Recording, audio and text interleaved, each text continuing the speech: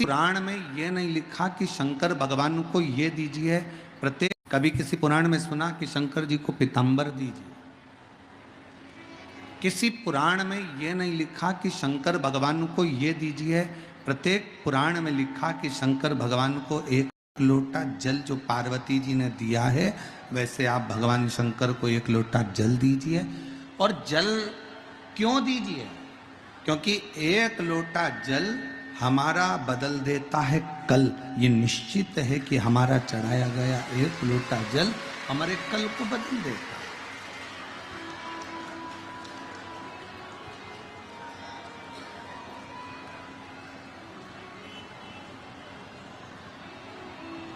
बस जो तुम शिव को दे रहे हो वो विश्वास के साथ दो। शंकर भगवान का पंचाक्षर मंत्र ले रहे हो, नमः शिवाय। शंकर भगवान का षडाक्षर मंत्र ले रहे हो, ओम नमः शिवाय। शंकर भगवान का मूल मंत्र ले रहे हो, श्री शिवाय नमस्तुभ्यम। अगर आप मंत्र का स्मरण कर रहे हो तो ये मानकर चलना कि उसको विश्वास के साथ करो।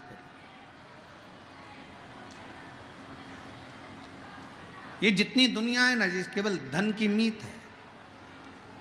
आपके पास में वैभव दिखेगा, धन दिखेगा तो दुनिया आपके साथ में है। अगर पैसा है ना आपके पास में तो रिश्तेदार तुम्हारे कुत्ते की भी तारीफ करेंगे। अगर पैसा है तुम्हारे पास में तो तुम्हारे घर में जो कुत्ता है ना उसकी भी लोग तारीफ करेंगे। अगर धन है तुम्हारे घर में, खूब पैसा है ना, तो रिश्तेदार आएंगे, कितना अच्छा कुत्ता है, भौंकता भी कितना अच्छा है। अब कुत्ता तो कुत्ते जैसे भौंकेगा फिर भी तारीफ कर रहा है, क्योंकि उसके पास धन है, पैसा है।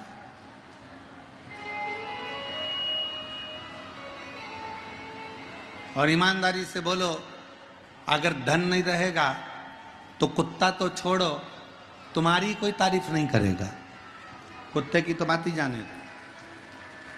वावारी दुनिया, मतलब की दुनिया में किसी का कोई नहीं। श्री राम के संग हजारों सखा वनवास हुआ तब कोई नहीं। माता सीता के संग हजारों सखी जब हरण हुआ तब कोई नहीं। वावारी दुनिया, मतलब की धन के साथी हजारों थे, जब धन ही नहीं तो कोई नहीं। कौन किसका साथी?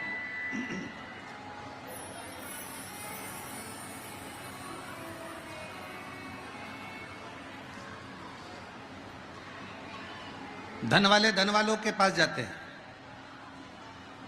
पैसे वाले पैसे वालों के पास जाते हैं, सत्ताधारी सत्ताधारी के पास जाते हैं, नेता नेता के पास जाते हैं। पर जिसको धन की मूलता ना हो, सत्ता की मूलता ना हो, जिसको वैभव की मूलता ना हो, जिसके हृदय में स्वयं शिव बसता हो, वो ना सत्ता की ओर जाता है, न धन वालों की ओर जाता है, न वैभव वालों की ओर जाता है। वो तो शिव महापुराण की कथा की ओर जाता है, शिव के नजदीक, शंकर के। एक सेठ जी के पास एक घोड़ा था, काले कलर का घोड़ा, और अपने रिश्तेदारों को बुलाते सेठ जी। खूब पैसा था सेठ जी के पास, करोड़ों का धन था, खूब वैभव था, खूब पैसा। अब सेठ जी रिश्तेदारों को बुलाते तो रिश्तेदारों को अपना घोड़ा दिखाते, देखो कैसा घोड़ा है, कितना जोरदार, काला कलर का, एकदम बढ़िया। आंखें देखो, पूंछ देखो, मुख देखो, घोड़े की नाक देखो, घोड़े की पीठ देखो। सारे रिश्तेदार खूब तारीफ करते, वाह वाह सेठ जी क्या बात है। जो तारीफ करता सेठ जी उसको पैसा उठा कर दे देते, उसका घोड़े के साथ फोटो खींचते और दे देते।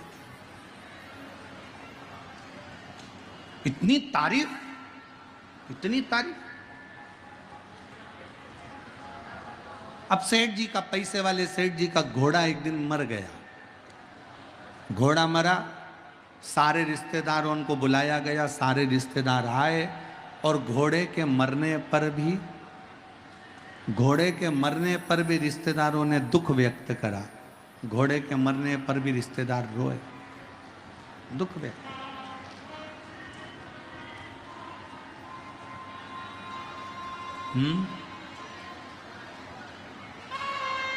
घोड़े के मरने पर भी दुख व्यक्त किया, और घोड़े के मरने पर जब रिश्तेदारों ने दुख व्यक्त किया और दुख व्यक्त करने के बाद घोड़ा तो मर गया, रिश्तेदार भी सब आ गए, सब चले गए। समय आया, घोड़ा मरा तो रिश्तेदार आ गए, क्योंकि सेठ जी के पास धन था। और एक दिन सेठ ही मर गए।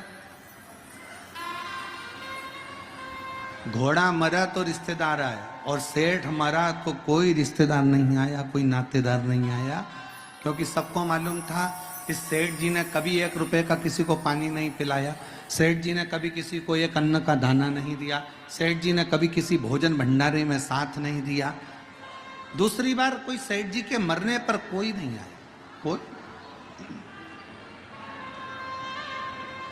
कोई नहीं पूछा। तो ये धन का साथ है। अगर पैसा है तो लोग तुम्हारे कुत्ते की भी तारीफ करेंगे, पैसा है तो लोग तुम्हारी चप्पल की भी तारीफ करेंगे, पैसा है तो लोग तुम्हारी भी तारीफ करेंगे। और जिस समय पर पैसा चले गया तो फिर तुम कितने भी सुंदर हो, कोई सी भी अगर लाख रुपए का भी वस्त्र पहन लोगे तो कोई तुम्हारी तारीफ करने वाला नहीं होगा, क्योंकि ये धन की मीत का, धन की मीत।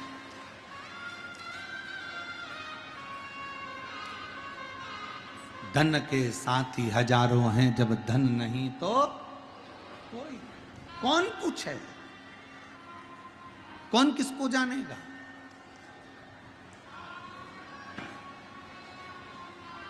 कौन किसको पहचानेगा? एक पत्र अच्छा है, एक बहन ने लिखा है, सुपड़ा भी दिया है।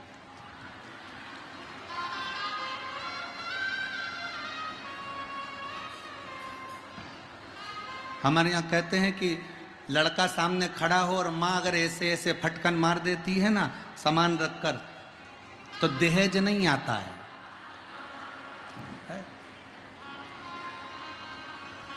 अब मेरी जीजी ने ये सुपड़ा क्यों दिया, तो मेरी जीजी को लगा होगा कि भाभी को दे देना तो वो भी थोड़ा धान मान फटक लेगी हो। अब अच्छा पत्र देखिए, बड़ा सुंदर लिखा है। श्री शिवाय नमस्तुभ्यम गुरुदेव, जय हो मेरी बहन, प्रणाम।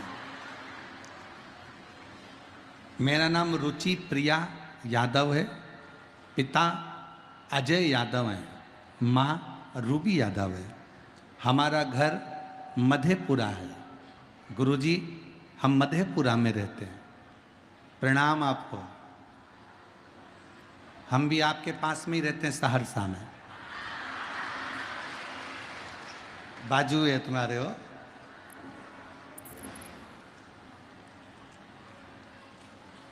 एक तरफ सहरसा, दूसरे तरफ मधेपुरा, और बीच में सिंहेश्वर। कथा चले धीरे धीरे, शिव जी की कृपा। गुरुदेव, कहीं बैठी हो तो जीजी आ सकती हैं बेलपत्र लेने के लिए। मैं 17 साल की हूँ, मेरी दूसरी बहन 14 साल की है, मेरी तीसरी बहन 11 साल की है। बाबा, हमारा पूरा समय किराए के मकान में निकला है। हम भाड़े के मकान में रहते हैं, हमारे पास में इतना धन नहीं कि हम खुद के मकान में पहुंच सकें। गुरुदेव, पहली बार आपकी कथा टीवी पर सुनी, और गुरुदेव भाड़े के मकान में रहते कई समय निकल गया। गुरुदेव, हम 3 बहनें, मेरी माँ जब भी कहीं जाती तो मेरी माँ को अलग रखा जाता, क्योंकि उसके गर्भ से लड़का नहीं हुआ था, बेटा नहीं था। हम बहनों को भी सुनना पड़ता था कि तुम्हारा भाई नहीं है। गुरुजी, आपने अपनी कथा में एक बार कह दिया था कि शंकर का शिवलिंग जिस स्थान पर होता है और जलाधारी पर गणेश जी का स्थान होता है, आपको मालूम है ना सबको। गणेश जी के स्थान पर राखी बांधने पर भी संतान की प्राप्ति होती है। हम तीनों बहन ने उस दिन से नियम ले लिया कि हमारे घर में अगर भाई देगा तो भगवान शंकर देगा। शिव जी के मंदिर में रक्षाबंधन पर जाकर जल चढ़ाकर जहाँ से पानी निकलता है वहाँ गणेश जी के स्थान पर राखी बांध दी। बाबा से प्रार्थना करा, बाबा हम लोगों के पास इतना नहीं, भाड़े के मकान में रहते हैं, छोटा सा रूम है भाड़े का जिसमें हम रहते हैं। 3 बहनें हैं, भाई नहीं है। लोग ताना देते हैं, आप कुछ कृपा करो ना। बाबा ने ऐसी कृपा करी, हम बिहार में जो कथा हुई पूरा परिवार जाके निवेदन करा खगड़िया, और बाबा की कृपा ऐसी हो गई गुरुदेव कि 23/4/2024 को बाबा की कृपा से मेरी माता जी कहती हैं कि अब मैं माँ नहीं बन सकती, औलाद नहीं हो सकती, पर मैं मेरी मम्मी से कहती थी माँ भले मैं 17 साल की हो गई, पर मेरा भोले बाबा वो सियोर वाला बाबा कहता है कि शंकर को भजोगे तो संतान जरूर होगी। और बाबा की कृपा से 23/4/2024 को हनुमान जयंती के दिन बाबा की कृपा से मेरे घर में मेरी माता को एक पुत्र रत्न की प्राप्ति हुई। गुरुदेव, पुत्र रत्न की प्राप्ति हुई। ना जाने ऐसा क्या शिव जी ने कृपा करी कि बेटे का जन्म हुआ। हम पिताजी ने मेहनत करना प्रारंभ करी और किराए के मकान से हट गए। बाबा ने हमारा खुद का मंजिलों मकान दे दिया।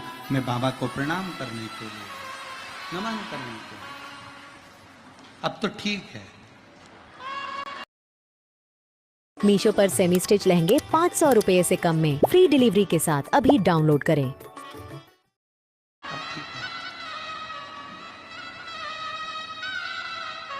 अब ठीक है।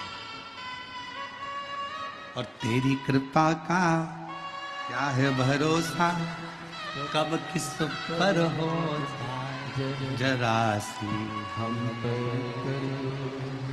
जरा सी हम पर, तेरी कृपा का क्या है। तुम भी बोलो, सब बोलो। ए मेरी बिहार की जीजियों, अच्छा जोरदार बोलो। तेरी कृपा का क्या है भरोसा, कब किस पर हो जरा सी हम पर, जरा सी हम पर।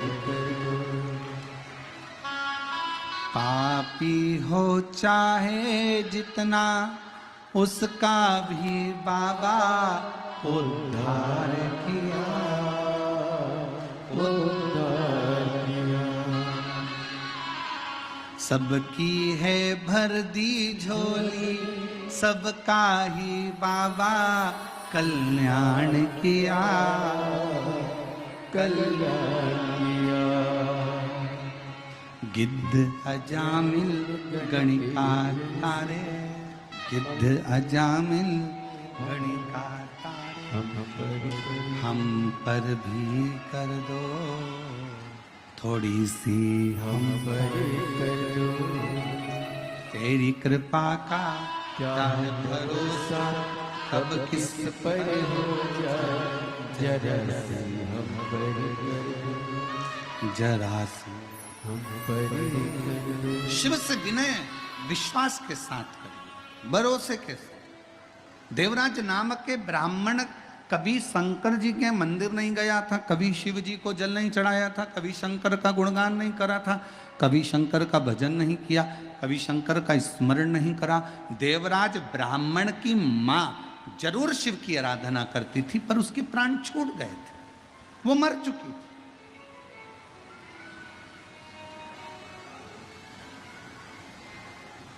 उसके प्राण जा चुके थे।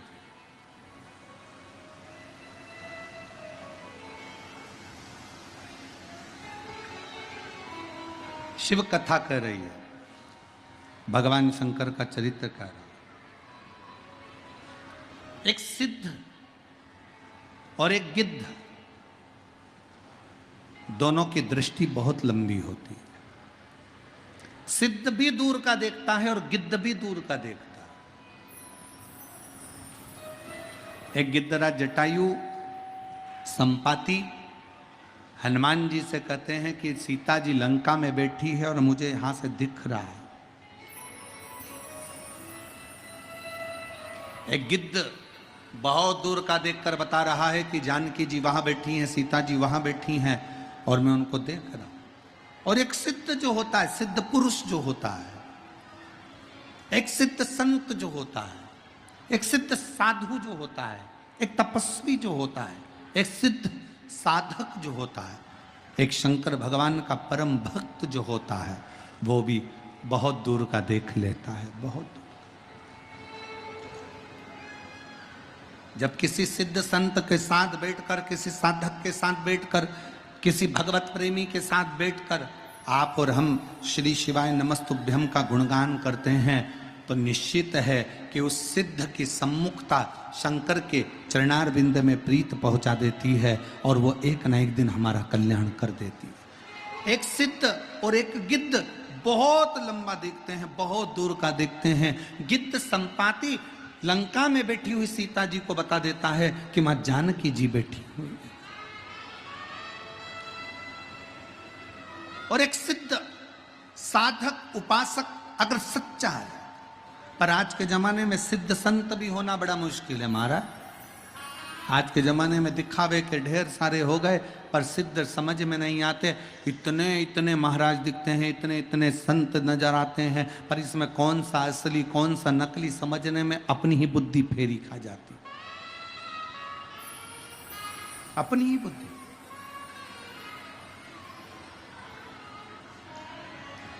पर जो सिद्ध है उसको दिखावे की जरूरत नहीं पड़ेगी। जो सिद्ध है उसको आडंबर की जरूरत नहीं पड़ेगी। जो सिद्ध है उसको कोई दिखावा नहीं चाहिए, उसको कोई आडंबर नहीं चाहिए। वो तो केवल एक शिव नाम में, राम नाम में, कृष्ण नाम में डूबा हुआ है। और शिव महापुराण की कथा यही कहती है।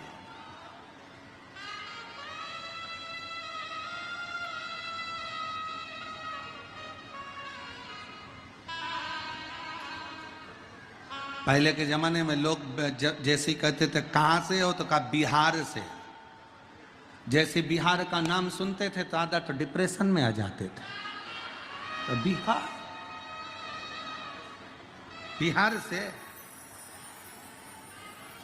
पर डिप्रेशन में वो आते थे जिनको चिंता व्याप है। जो शंकर का भक्त है, जैसे ही बिहार का नाम सुनता है उसके दिल में एक उमंग आ जाती है कि ये बिहार का रहने वाला व्यक्ति साधारण नहीं है, साधारण नहीं है। ये बिहार का रहने वाला व्यक्ति कोई सहज नहीं है। बिहार का रहने वाली एक एक माताएं जब अपनी नासिका से लेकर ब्रह्मांड तक सिंदूर को लगाती है, तो बिहार में रहने वाली एक एक नारी, एक एक स्त्री अपने पति को भी काल में से खींच कर ले आती है। ये वो बिहार है, ये वो बिहार है। अयोध्या के राम राजा को भी अगर धर्म पत्नी प्राप्त होती है तो यही पवित्र भूमि से प्राप्त होती है। ये वो बिहार है, ये वो बिहार है जिस बिहार की भूमि पर लंकाधिपति रावण अपनी लंका छोड़कर, पूरी भूमि को छोड़कर इस बिहार की भूमि पर शंकर का गुणगान करने के लिए आता है। ये वो बिहार है जिस बिहार की भूमि पर भगवान शंकर मृग बनकर घूमते हैं और भगवान विष्णु और ब्रह्मा उनका सींग पकड़ लेते हैं तो सिंहेश्वर महादेव हो जाता है। ये वो बिहार है। ये बिहार कोई साधारण नहीं है।